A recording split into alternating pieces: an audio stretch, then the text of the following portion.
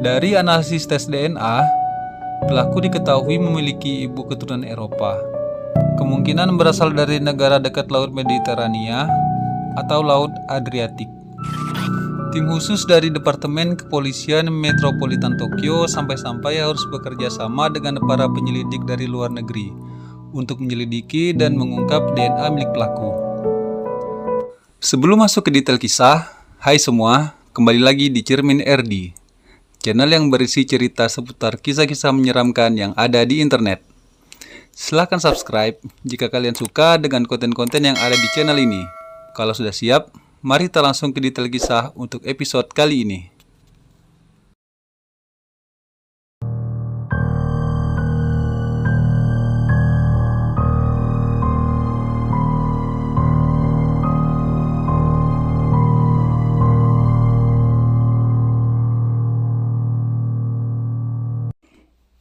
Di video sebelumnya, kita pernah membahas beberapa kasus pembunuhan yang belum terpecahkan sampai sekarang. Yang salah satunya terjadi di Jepang, yang menewaskan seorang mahasiswi di dalam rumahnya sendiri. Meski ada banyak saksi, bukti, petunjuk, bahkan hadiah yang sangat besar bagi siapa saja yang bisa memberi petunjuk pelaku sebenarnya, akan tetapi tetap saja sampai sekarang pelaku belum bisa ditemukan. Nah, ada lagi nih, sebuah kasus yang juga terjadi di Jepang yang hampir mirip. Cuma bedanya dalam kasus ini ada satu keluarga yang menjadi korban dan tewas di dalam rumahnya sendiri.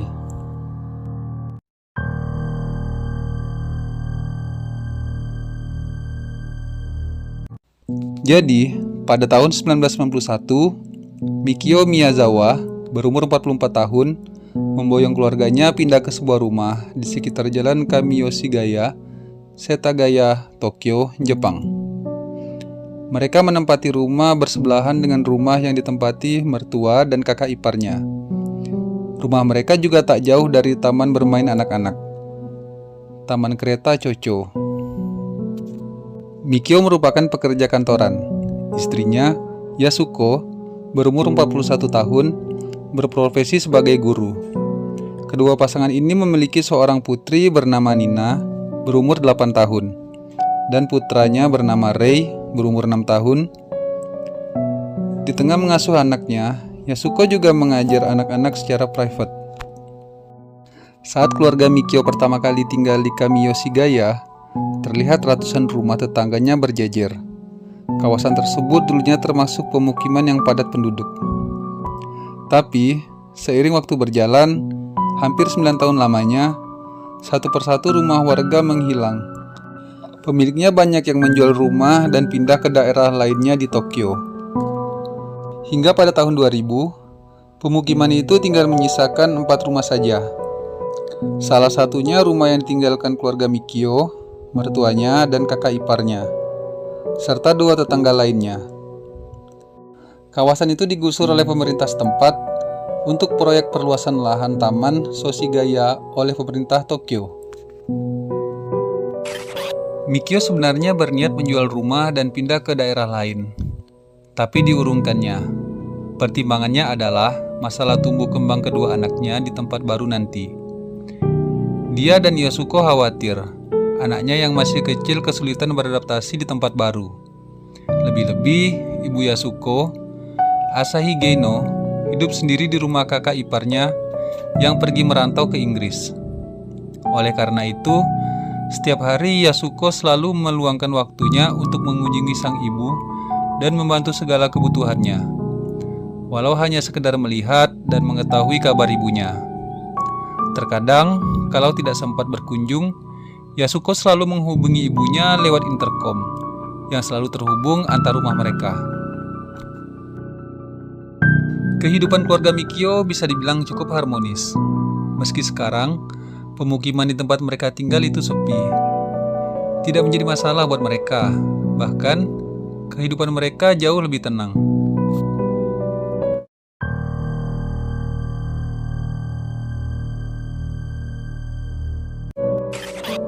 Pada tanggal 31 Desember tahun 2000, seperti biasa, pemukiman di tempat tinggal mereka masih tetap terlihat sepi. Begitu juga dengan Asahi Geno, yang selalu menunggu kedatangan sang anak berkunjung ke rumahnya. Meskipun sudah ditunggu-tunggu, akan tetapi anaknya Yasuko tidak kunjung datang. Karena harusnya setiap pagi Yasuko pasti selalu datang menemuinya. Asahi pun merasa hari itu sangat sunyi dan tidak seperti biasanya. Karena di hari biasanya, samar-samar masih terdengar suara Yasuko sekeluarga yang sedang beraktivitas. Tapi pada saat itu, dia tidak ada mendengar sedikit pun suara di rumah Yasuko. Asahi pun kemudian berinisiatif untuk menghubungi anaknya lewat interkom. Berulang kali Asahi menghubungi putrinya, akan tetapi sama sekali tak ada jawaban. Asahi pun sekarang semakin heran dan bingung. Ia pun berinisiatif untuk mendatangi rumah anaknya. Asahi pun kemudian berjalan kaki menuju rumah Yasuko, yang kebetulan jarak antara rumah Asahi dan anaknya tidak begitu jauh. Ketika ia sampai, Asahi pun melihat kondisi rumah dalam keadaan terkunci. Melihat kondisi itu, Asahi pun menjadi semakin heran, karena tidak mungkin keluarga anaknya masih tidur. Dan kalaupun sudah pergi, pasti anaknya akan memberikan kabar. Asahi pun langsung mencoba masuk ke rumah Yasuko. Dia pun bisa masuk ke dalam rumah karena memang memiliki kunci cadangan. Asahi pun kemudian masuk ke dalam rumah. Belum jauh ia berjalan, dan ketika melewati ruangan utama, dia menyaksikan pemandangan yang sangat mengerikan. Yang mana ia melihat menantunya Mikio Miyazawa tergeletak berlumuran cairan merah di ruangan utama lantai 1. Seketika ia pun berteriak histeris. Asahi langsung memanggil putrinya, Yasuko, beserta dengan kedua cucunya, Nina dan Rei. Tetapi sama sekali tidak ada yang menjawab. Sambil kakinya melangkah bergegas menaiki tangga menuju lantai atas, alangkah terkejutnya begitu ia sampai. Nenek itu mendapati putrinya juga tewas berlumuran cairan merah, bersama kedua cucunya di lantai 2. Sontak saja Asahi pun semakin menjerit menjadi-jadi. Mendengar jeritan Asahi, salah satu kerabatnya datang menghampiri rumah Yasuko. Ia pun terkejut melihat pemandangan yang mengerikan tersebut. Dia tersadar dan langsung menyambar gagang telepon untuk menghubungi polisi.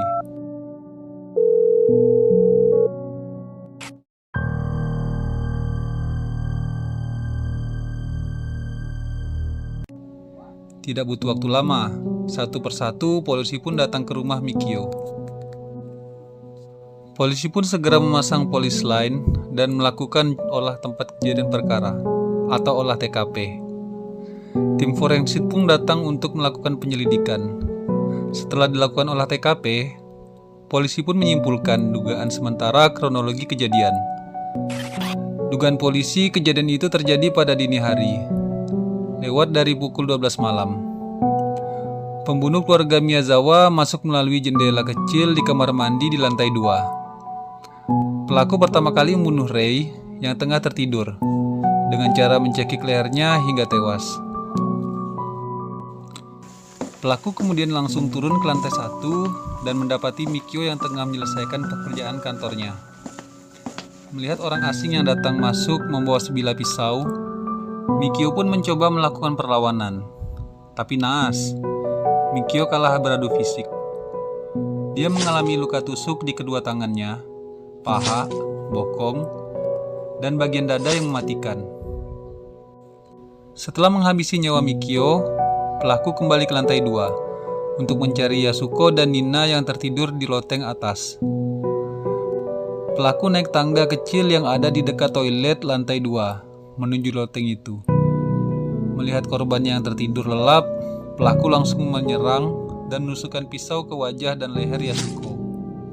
Lantas perempuan itu pun terbangun dan berusaha kabur dengan menggendong Nina untuk melarikan diri. Tetapi pelaku pun mengajarnya dan menghujamkan pisau ke kepala Yasuko hingga ambruk. Sementara itu, Nina dipukul hingga tewas di tempat yang sama. Keduanya pun ditemukan meringkuk saling membelakangi punggung. Setelah puas membunuh, pelaku pun menuju dapur di lantai 1. Dia membuka lemari es dan mengambil beberapa cup es krim untuk dimakan. Lalu dia juga sempat menyeduh minuman teh hangat, dan dia pun sempat membalut luka di tangan kanan akibat tersayat pisau patah yang digunakannya untuk membunuh keluarga korban. Lantas sang pelaku mengobrak-abrik lemari dan laci yang ada di lantai 1 dan 2. Dia mengeluarkan isinya, termasuk mengambil uang 150.000 yen atau setara dengan 15 juta rupiah. Diduga, pelaku masih berada di rumah itu pada pukul 1 dini hari waktu Tokyo. Pasalnya pada jam tersebut, pelaku sempat membuka internet melalui komputer kerja milik Mikio. Dia sempat berselancar di dunia maya dan buat folder. Bahkan pelaku sempat menyebarkan dokumen ke dalam bak mandi. Dia mungkin sedang mencari sesuatu, atau mungkin dia hanya menghabiskan waktu sebelum pergi. Ucap Takeshi Tsuchida, seorang pensiunan kepala kantor polisi Seijo yang memimpin penyelidikan awal pada saat itu.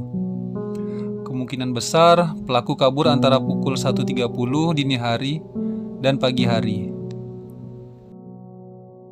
Pelaku juga banyak meninggalkan jejak seperti darah dan sidik jari pada bangku dan toilet yang tidak dibersihkannya, dan berbagai barang pribadi seperti tas pinggang, baju sweater, dan pisau patah yang biasanya disebut salah satu penyidik yaitu Takara Noyama yang merupakan bukti penting. Berbagai asumsi pun bermunculan pada kasus ini, termasuk ada banyak kejadian yang sebenarnya tidak masuk akal dalam peristiwa ini. Contohnya, pembunuhannya membawa sarung tangan, tetapi sejak awal melakukan pembunuhan dengan tangan kosong. Pelaku juga menikam korban dengan pisau ramping, yang biasanya digunakan untuk mengiris sashimi. Polisi bilang, bilahnya tidak cocok untuk menusuk manusia. Namun upaya kepolisian Tokyo mengungkap kasus pembunuhan keluarga Mikio Miyazawa mengalami kebuntuan. Hingga kini, sudah ada 246.000 petugas penegak hukum seperti detektif, pakar kriminologi, dan ahli forensik yang dilibatkan dalam penyelidikan. Polisi juga menerima 16.000 informasi dari masyarakat, akan tetapi belum cukup untuk mengungkap identitas pelaku.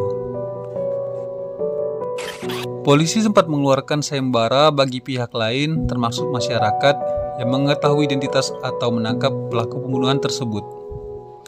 Bahkan polisi menaikkan hadiah uang dari 3 juta yen atau setara dengan 300 juta rupiah menjadi 20 juta yen atau setara dengan 2 miliar rupiah.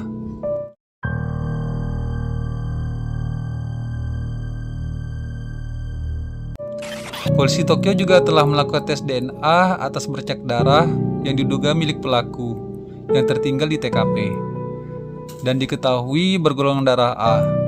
Dari analisis tes DNA, pelaku diketahui memiliki ibu keturunan Eropa. Kemungkinan berasal dari negara dekat Laut Mediterania atau Laut Adriatik. Dari analisis kromosom Y, diketahui ayah pembunuh adalah keturunan Asia, seperti Korea, Cina, dan Jepang. Pelaku diyakini memiliki tinggi badan sekitar 170 cm dengan tubuh kurus. Tim khusus dari Departemen Kepolisian Metropolitan Tokyo sampai-sampai harus bekerja sama dengan para penyelidik dari luar negeri untuk menyelidiki dan mengungkap DNA milik pelaku. Menurut kepolisian, jika saja kita bisa menghasilkan foto monetes atau gambar komposit berdasarkan DNA, mungkin seseorang di lingkungan itu akan ingat terhadap pelaku dan memberikan beberapa petunjuk yang berguna. Kasus tersebut pun menjadi berita utama di media Jepang dan menjadi sorotan internasional pada saat itu. Temuan terbaru menyatakan bahwa pelaku diduga seorang pria yang berasal dari Korea Selatan yang disebut sebagai K. Sementara itu, di dalam buku yang berjudul Setagaya Ikasetsujin Jiken yang ditulis oleh Fumiya Ichihashi pada 5 Desember 2015, disebutkan inisial pelaku lainnya adalah R. Jadi dalam kasus ini dapat disimpulkan pelakunya lebih dari satu orang. Yang membuat publik heran adalah pernyataan dari Ichihashi mantan jurnalis investigasi kawakan Jepang dari Mainichi Shimbun, menyebutkan bukti yang ditemukan di TKP adalah partikel tanah atau pasir yang ditelusuri ke Provinsi Gyeonggi, Korea Selatan. Dia menduga pelaku memiliki motif uang. Pasalnya, pelaku diduga tahu betul tentang warga di kawasan Kamiyoshigaya menerima uang ganti rugi atas penggusuran di pemukiman tersebut. Pelaku yang diduga bernama K ini telah menyuruh pelaku bernama R untuk melakukan eksekusi. Ichihashi juga mengklaim telah melakukan kontak dengan R yang digambarkan sebagai mantan anggota militer Korea Selatan. Dia berhasil mendapatkan sidik jari R yang diyakini sama dengan sidik jari yang ditemukan di polisi di TKP. Akan tetapi, tidak ada penggambaran yang jelas tentang siapa itu K dan siapa itu R. Tapi buku itu masih merupakan teka-teki penuh misteri dan syarat dengan dugaan belaka. Publik tidak pernah merasa puas bila pelaku belum ditangkap. Terlebih lagi bagi keluarga korban pembunuhan tersebut yang menanti keadilan. Setsuko Miyazawa, ayah dari Mikio Miyazawa, mengungkapkan kekesalannya karena pelaku pembunuhan di rumah ini masih bisa berkeliaran bebas. Ada banyak petunjuk kenapa kasus ini belum bisa terselesaikan, kata Miyazawa. Sudah lebih dari 20 tahun kasus ini berjalan. Segala upaya telah dilakukan oleh pihak kepolisian. Segala bukti, informasi, dan petunjuk masih belum cukup untuk bisa membuktikan siapa pelaku pembunuhan keluarga Mikio Miyazawa. Hingga sekarang, kasus ini pun tetap menjadi misteri yang belum terpecahkan.